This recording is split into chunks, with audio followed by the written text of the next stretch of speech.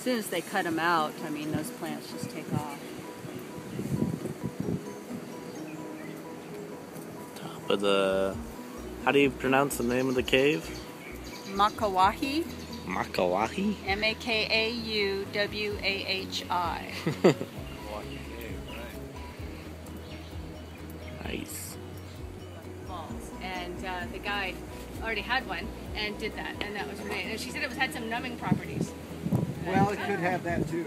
They also, the Hawaiians make a drink out of it. They ferment it. They put it like in a quart jar, and then they drink it as a curative. Yeah. What is it called? Noni. How do you spell N-O-N-I? That's it.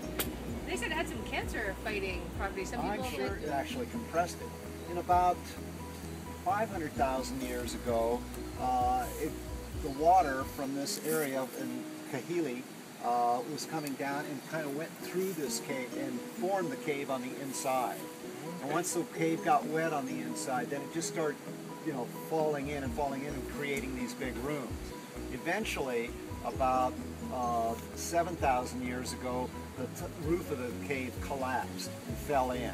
And now we have what they call a sinkhole, and then there's a couple of caves where we're going to go through the first one here, and then there's a cave on the west side as well.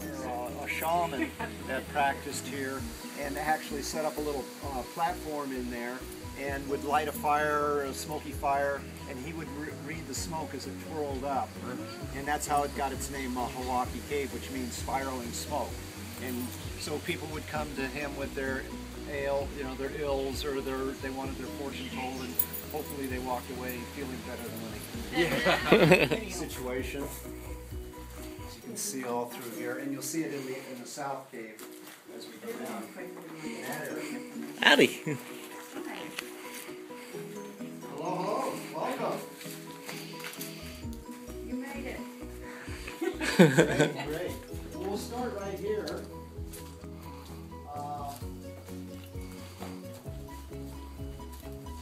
This cave here is actually what used to be the roof. And the excavations that have been done in here started around 1994 after Hurricane Ian. There used to be a big banyan tree in here, and what they had to do was to clear out the banyan because it got blown down during Aniki, and it took them a couple of years just to get the banyan tree out here. It actually covered this whole area. And so after they got it cleaned out, then they were able to actually do some excavation. And this is the first excavation pit that they did. Really tender on the outside. It's easy for the rats to get into them, and they just love them. And so they actually made this plant go extinct on the island, and there was some specimens that were still left over on Niihau, and they brought those over here from Niihau, and we've been bringing those back. And the plants here have been very crucial in that respect, that we actually had 6 of them planted in here. There's 3 more down here, but in 2006, when we had the 40 days and 40 nights, we got so much water in here that literally where you guys are standing right now was in about 1.5 feet of water. It was that much water that came during that period of time. What happened is it drowned. Visit us, and we also have this little donation jar, and anybody wants to fill it up or, you know, put a check for $10,000 in there, you're welcome to do that. We appreciate that. Because there's no government grants here. Okay, this has all been done by private funding and that sort of stuff to make this happen. And if you want to come over here for a minute, I could show you the 3 things that are really going on. We've got, which became extinct when the Polynesians arrived, for the very simple reason that they didn't fly.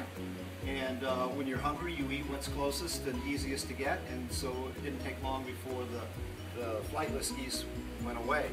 But anyhow, this is the scientific work that's being done in terms of the archaeology and the ecology of the land.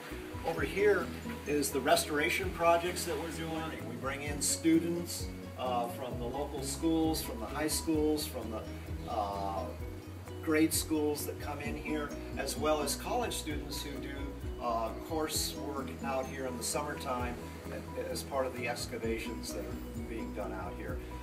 while the excavation on your right was the first excavation to be done, there's a new excavation towards the north side over there that started about dissolving, okay, and it falls off these little stalactites onto the floor, and then as the water ran through, then it carried the materials out. For those of you who weren't here when I first mentioned it, this is all lithified sandstone. This is not lava rock. None of this formation in this part of the island is lava. It's all lithified sandstone that was deposited here by the winds over eons that hung out in this area. Everything from the owls to the maynays and some of the flightless geese and that sort of thing. We have, in the last year, it was really great. We had up in this cave on our left-hand side, there's a nesting pair of white-tailed tropic birds, which is really exciting. And kind of idles, and it keeps the water at a certain level. And that's how they know exactly how far. And they can just keep dropping the water, and what they do is they do it in 10 centimeters at a time, about 4 inches at a time. They drop the water, and that gives them another level, and they can record and everything. And because water self-levels, right, they've got exactly the level all the way around, because this goes down underneath, and it's not just like you could dig a little square field out there, and it's all native plants. And also over there we have a African spurred tortoise named Cal, 175 pounds. Ripped all that stuff off the sides because the plants were breaking it up. Oh, we're eating the rock, huh? Yeah.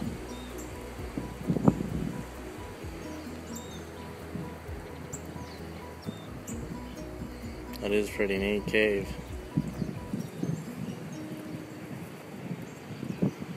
Say hi! Hello! This is Makauwahi white flower that you see. Uh-huh. Okay. The very top. Flat one. Okay. It's kind And of then- angular. Okay, so yeah, the rectangular one, the shelf is pointing toward the other rock. So Yeah. you come straight down from there. Yeah, and if you come straight down from that rock, you'll see a little. You can see it fly in there. You get ready for this. You never know when it goes out.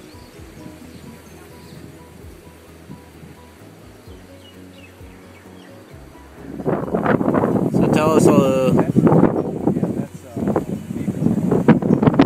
a little bit about your grove here.